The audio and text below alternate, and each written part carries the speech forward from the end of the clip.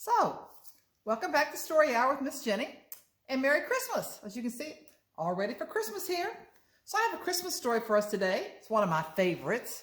It's called The Polar Express. And remember we read a story, I think it was Halloween, by the same author. Chris Van Allsburg wrote this story, so I hope you enjoy it as much as I do. The Polar Express.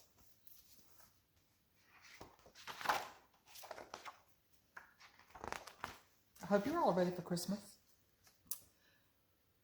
On Christmas Eve, many years ago, I lay quietly in my bed. I did not rustle the sheets. I breathed slowly and silently. I was listening for a sound a friend had told me I'd never hear, the ringing of Santa's sleigh bells. There is no Santa, my friend had insisted, but I knew he was wrong. Late that night, I did hear sounds, though not of ringing bells. From outside came the sounds of hissing steam and squeaking metal. I looked through my window and saw a train standing perfectly still in front of my house. There he is looking out the window. Who do you think's on that train? Ooh, there it is. It was wrapped in an apron of steam. Snowflakes fell lightly around it. A conductor stood at the open door of one of the cars. He took a large pocket watch from his vest, then looked up at my window. I put on my slippers and robe, and I tiptoed downstairs and out the door. "All aboard!" the conductor cried out as I ran up to him.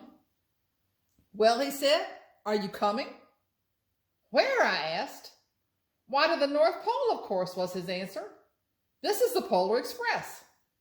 I took his outstretched hand and he pulled me aboard.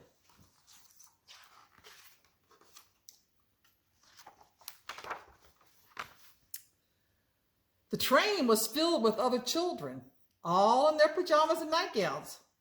We sang Christmas carols and ate candies with nougat centers as white as snow.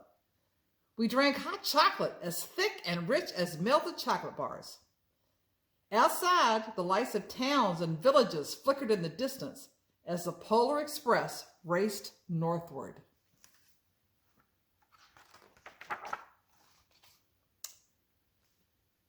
Soon, there were no more lights to be seen. We traveled through cold, dark forests, where lean wolves roamed and white-tailed rabbits hid from our train as it thundered through the quiet wilderness.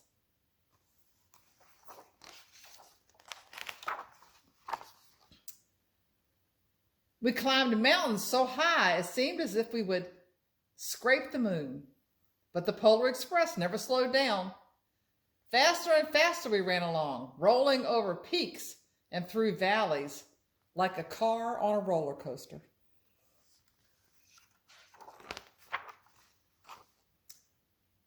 The mountains turned into hills, the hills to snow-covered plains.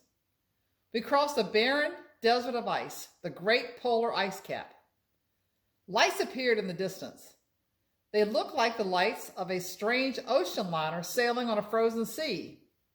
"There," said the conductor, "is the North Pole." You know who lives at the North Pole?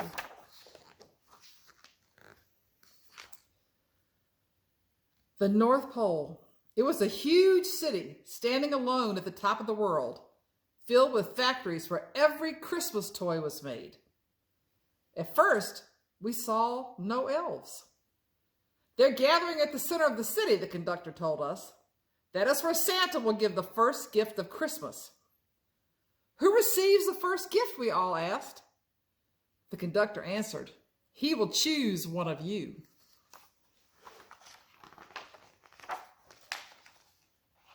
There they are in the center of the city with all the elves. "Look," shouted one of the children, "the elves!" Outside, we saw hundreds of elves. As our train drew closer to the center of the North Pole, we slowed to a crawl. So crowded were the streets with Santa's helpers. When the Polar Express could go no farther, we stopped and the conductor led us outside.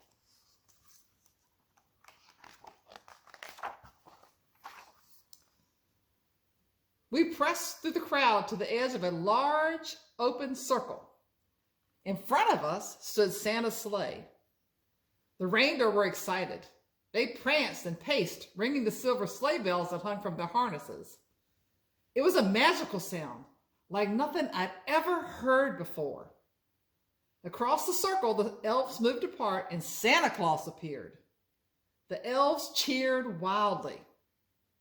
He marched over to us and, pointing to me, said, "Let's have this fellow here." He jumped into his sleigh and the conductor handed me up as I sat on Santa's knee, and he asked, "Now, what would you like for Christmas?" What do you think he's going to wish for? Let's find out. I knew that I could have any gift I could imagine, but the thing I wanted most for Christmas was not inside Santa's giant bag. What I wanted more than anything was one silver bell from Santa's sleigh. When I asked, Santa smiled. Then he gave me a hug and told an elf to cut a bell from the reindeer's harness. The elf tossed it up to Santa. He stood holding the bell high above him and called out, "The first gift of Christmas."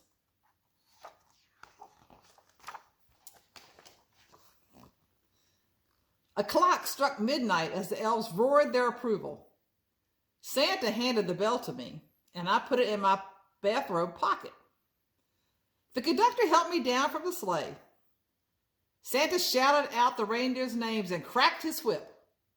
His team charged forward and climbed into the air. Santa circled above us, then disappeared into the cold, dark polar sky.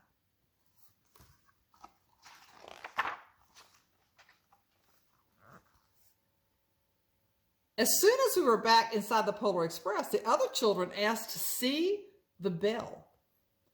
I reached into my pocket, and the only thing I felt was a hole. I had lost the silver bell from Santa Claus's sleigh.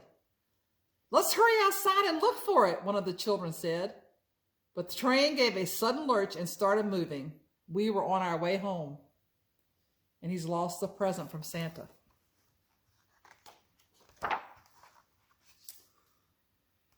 It broke my heart to lose the bell. When the train reached my house, I sadly left the other children. I stood at my doorway and waved goodbye. The conductor said something from the moving train, but I couldn't hear him. "What?" I yelled out. He cupped his hands around his mouth. "Merry Christmas," he shouted. The Polar Express let out a loud blast from its whistle and sped away.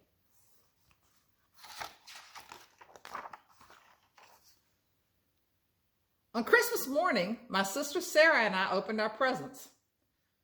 When it looked as if everything had been unwrapped, Sarah found the last small box under the tree, and it had my name on it.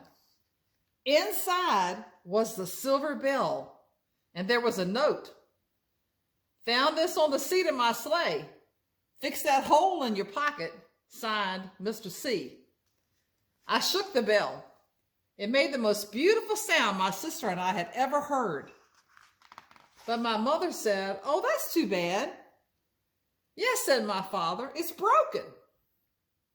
When I'd shaken the bell, my parents had not heard a sound.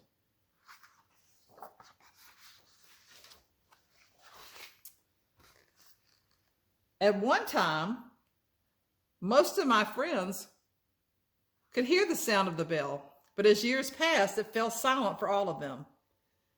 Even Sarah found one Christmas that the bell no longer made a sweet sound for her to hear. Though I've grown old, the bell still rings for me, as it does for all those who truly believe. The Polar Express and the First Prison of Christmas. I hope you enjoyed the story, and I hope that you have a wonderful, wonderful holiday season.